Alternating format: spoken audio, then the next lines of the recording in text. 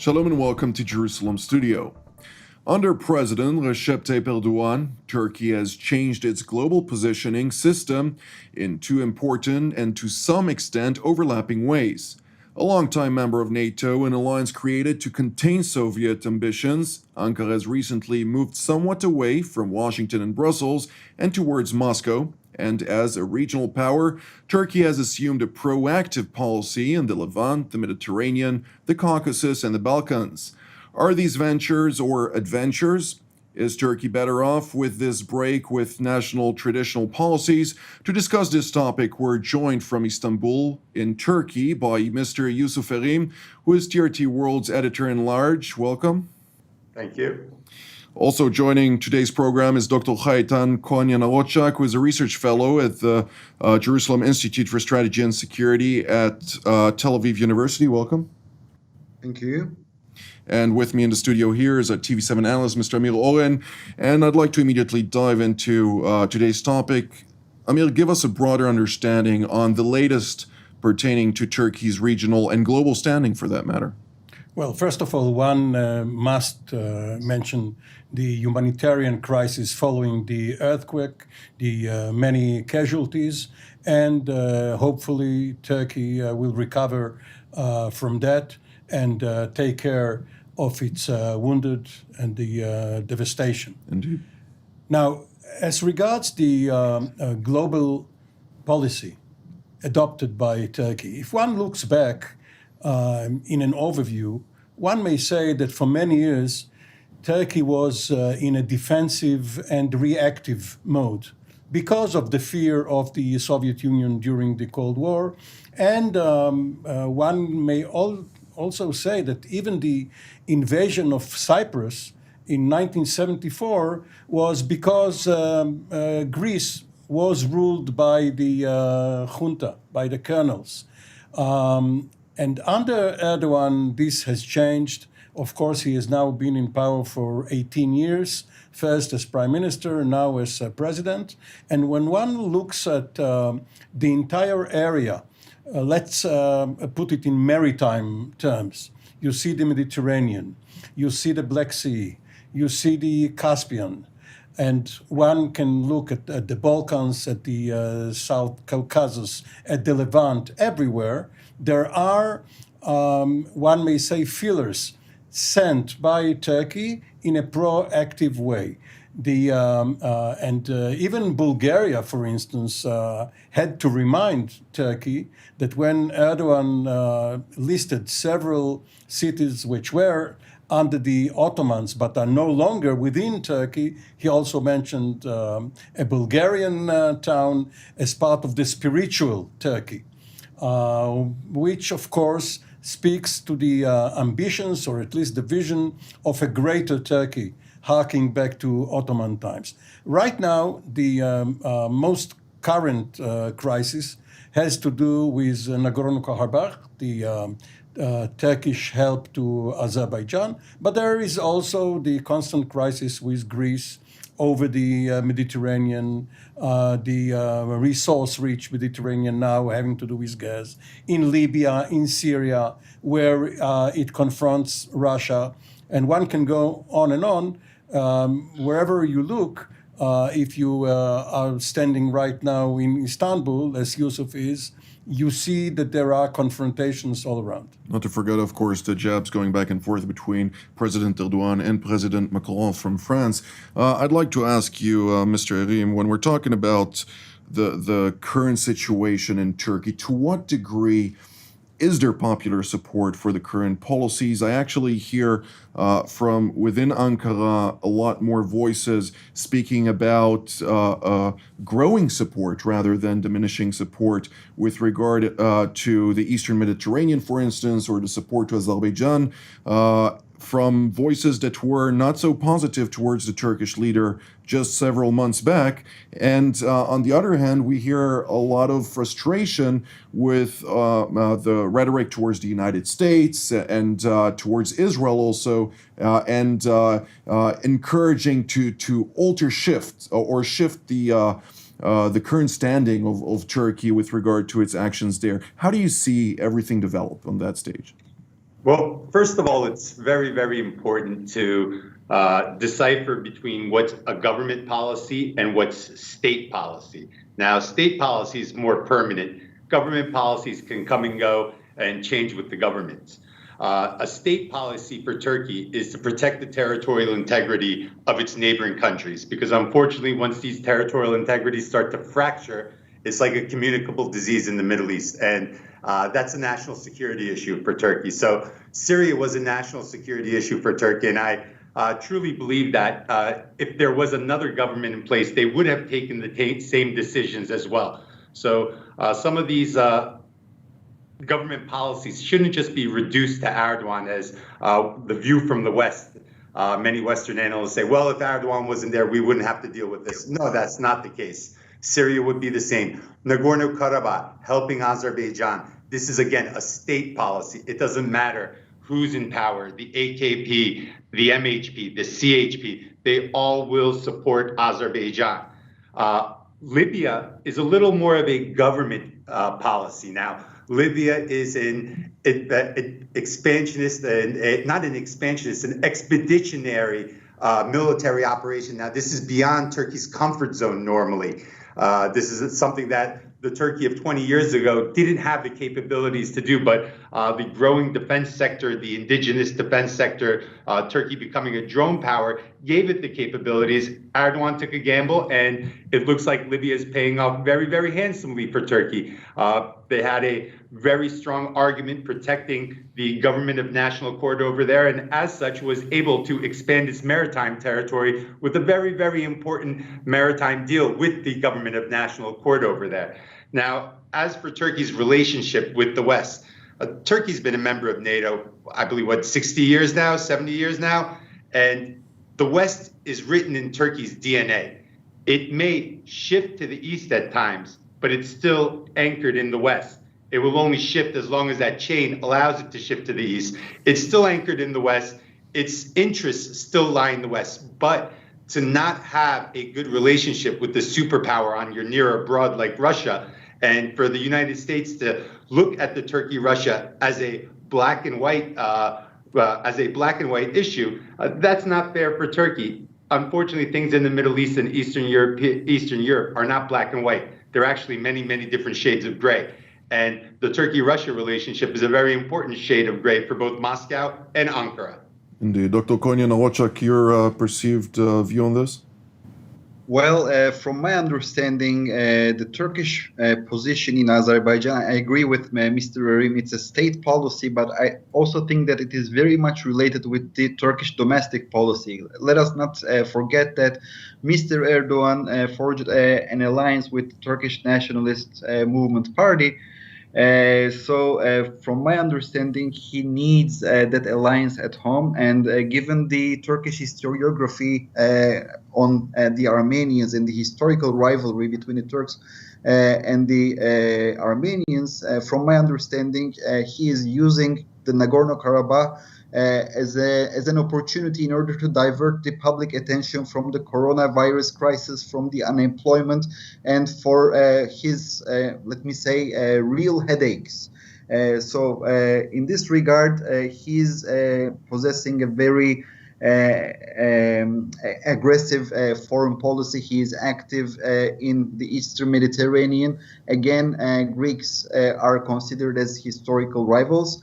And when we are looking at the issue with France, so again, Mr. Erdogan is tagging himself as presenting himself as the ultimate defender of the whole Muslims in the world. And if we are paying attention, he is trying to personalize this conflict with President Macron rather than France.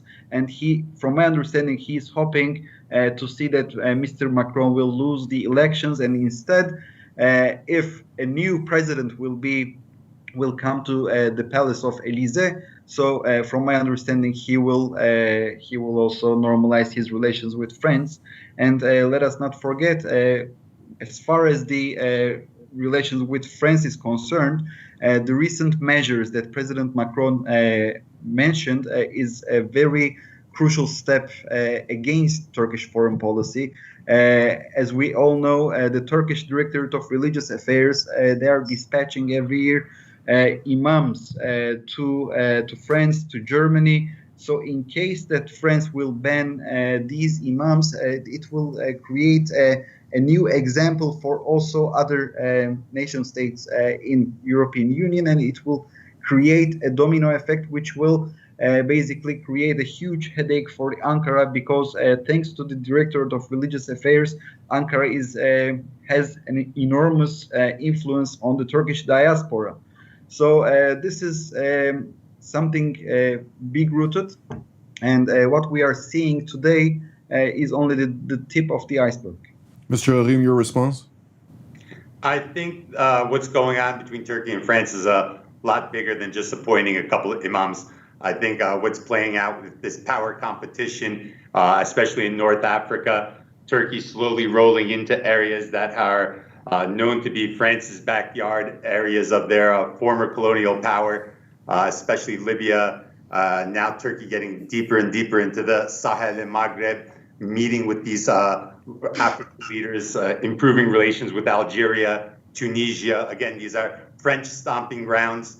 And Turkey's offering a lot more to these African leaders and to these African nations, not just the exploitation of resources. They're offering training, they're offering education, they're offering schooling, they're offering symmetric relations and symmetric trade opportunities as well. And many of these African nations are getting tired of what's going on. So Macron does not want to be the French leader that loses North Africa for the French, because it is a very important piggy bank for Paris.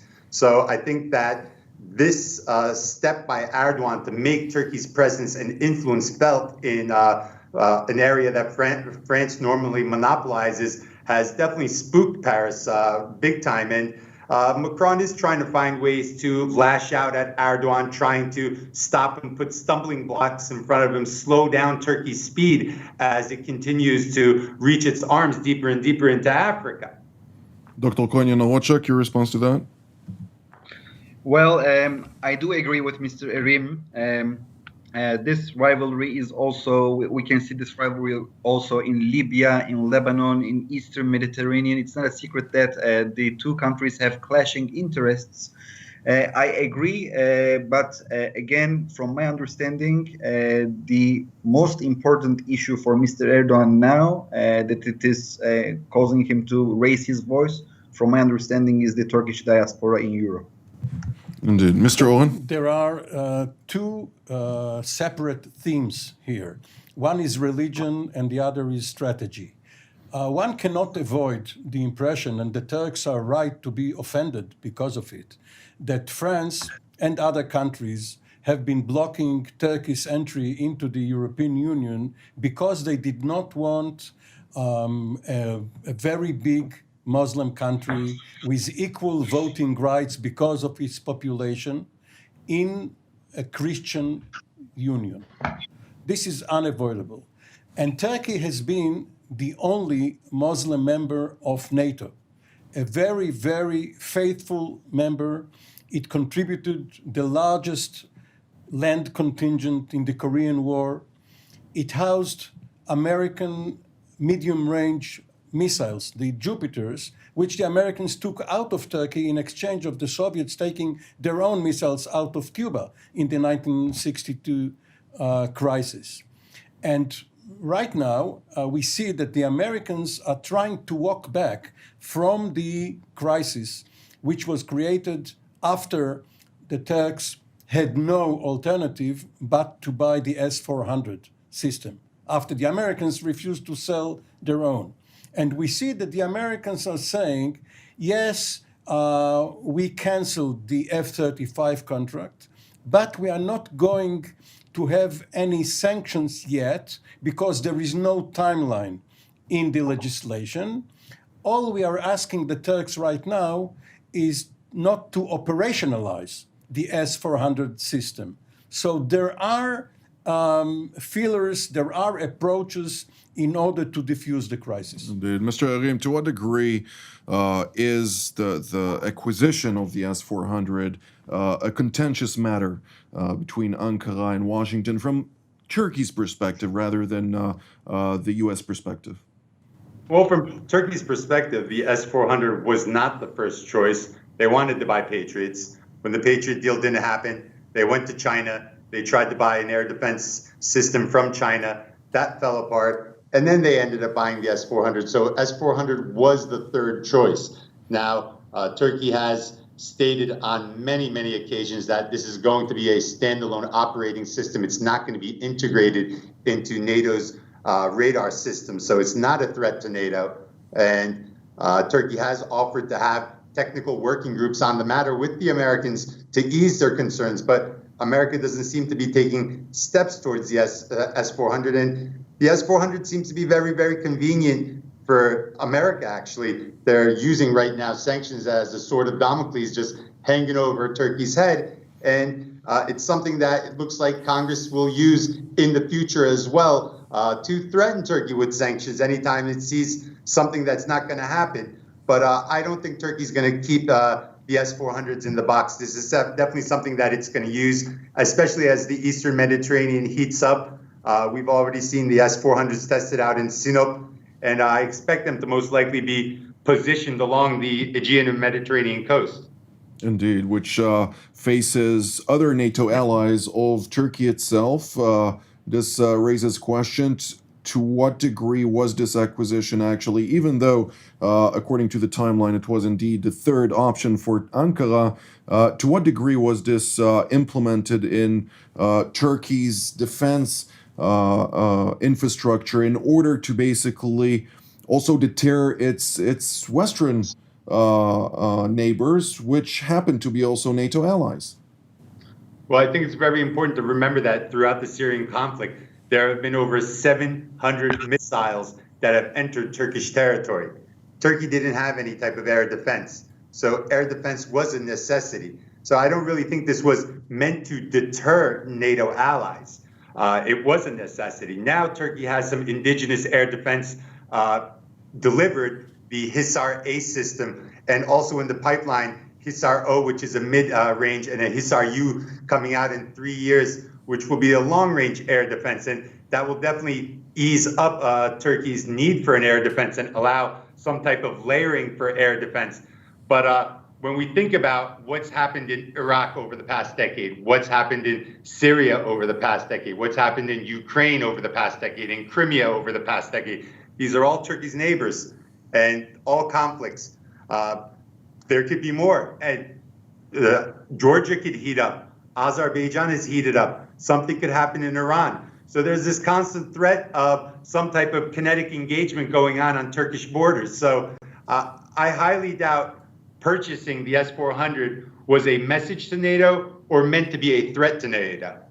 Jonathan, there is another strategic issue, and that is the Incirlik air base.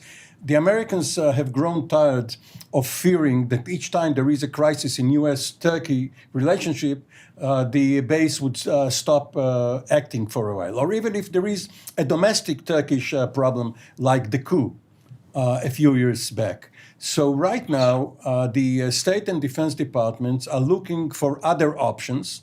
This ties in with the general American withdrawal from bases, from permanent bases in the region. They are probably going to take all of their planes out of Incirlik in the next few years and perhaps send them back on an expeditionary basis, sometimes to a Greek airbase, sometimes to a Turkish airbase if the Turks allow it. But they don't want it to be a constant fear, constant concern on the part. Despite the fact that Washington Jonathan, officials have repeatedly said that they would not withdraw and that everything that has to do in the media about the Incirlik base was actually not true? Well, only a few days ago, the Assistant Secretary of State for Political Military Affairs, Clark Cooper, who came back from Athens, from Cyprus, and from Bulgaria, but did not go to Turkey. He said that his colleague from the European Bureau at State went there. But what Cooper did was, among other things, look for options, either in Greece or elsewhere, And of course, it will have to take a political decision to implement it.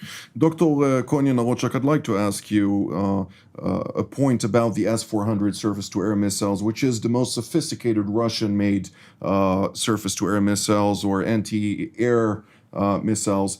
Mr. Erim says something legitimate. This was the third option. During the Iraq invasion, the Turkish military had to be very heavily reliant on defense systems that were sent from the Netherlands and from other NATO member states. And it basically, even though it's a major partner of NATO, it never was really equally treated in the matter of military acquisitions. So now that Ankara is shifting its acquisitions to Moscow, why would this be a surprise to Washington or other European powers? Well, I agree with you, and I also agree with Mr. Erim. I also would like to emphasize here a very interesting historical fact. Mr. Erim told that the Turkish armed forces conducted the tests of the S-400s in the Sinop military base. Let me just remind you that particular base was established by the US against the USSR during the Cold War, and at the end of the Cold War, the US withdrew from that particular base, and the Turkish armed forces made that particular base as its own missile launching site. So, from my understanding, this is something very symbolic, because a base that was designed against the USSR or Russia is today hosting a missile system that it is made in Russia. Okay, so this is the first thing. From my understanding, the European and let me say the NATO concerns are originated in what is going on in the Eastern Mediterranean. The Turkish armed forces already produced its own identification friend and foe systems, and they, if I'm not mistaken, they are using it since 2010. Moreover, I would like to remind you that last year the Turkish armed forces conducted a very impressive military drill in Black Sea, in Aegean Sea, and in the Mediterranean Sea called the Blue Homeland. And one of the scenarios in this particular drill was shooting down the F-16 planes and also shooting down the UAVs, and even to occupy an enemy island. So I would like to ask you, let us think out loud. Who has UAVs in this whole Eastern Mediterranean? The answer is Greece, Israel. Who has an island in the whole region? Greece. Who has F-16 planes? Israel, Egypt, Greece. So from my understanding, of course, if I was a decision maker in Athens or Jerusalem or in Cairo, I would think twice. I mean, this is not sound so sincere. If if the Turkish armed forces is a NATO ally, so from my understanding, they should not conduct such exercises. And we don't have very much conducting such exercises. So from my understanding, that they are shifting the axis of the Turkish foreign policy, but it doesn't mean that Turkish foreign policy is going into the Russian waters. For instance, only, if I'm not mistaken, like approximately 2 weeks ago, the Turks also signed a military deal with the Ukrainians. It means that Turkey is declaring its independence also from Russia and also from the United States. On some days, Ankara pleases Washington. On some days, Ankara pleases Moscow, and on some days, from my understanding, Ankara displeases both of the capitals and doing what it really wants.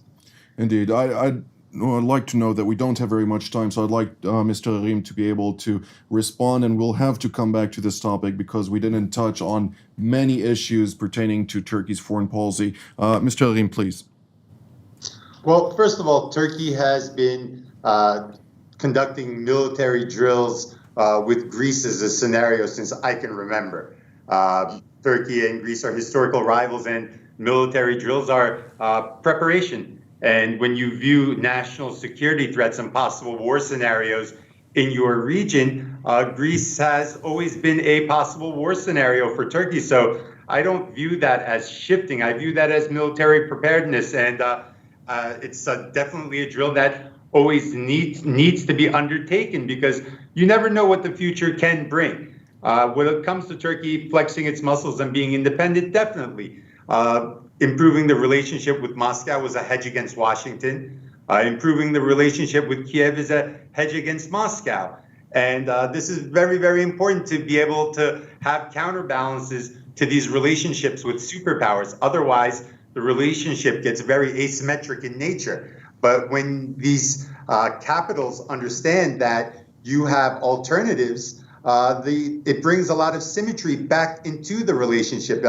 It prevents these superpowers from bullying Turkey. So very important for Turkey to keep its portfolio, foreign policy portfolio open and as diverse as possible. And I see that as a very, very big positive for Turkey going forward, the way the foreign ministry is undertaking these relationships and continuing to keep them very, very strong. Indeed. Well, unfortunately, we don't have enough time, but a closing statement from you, Mr. Oren?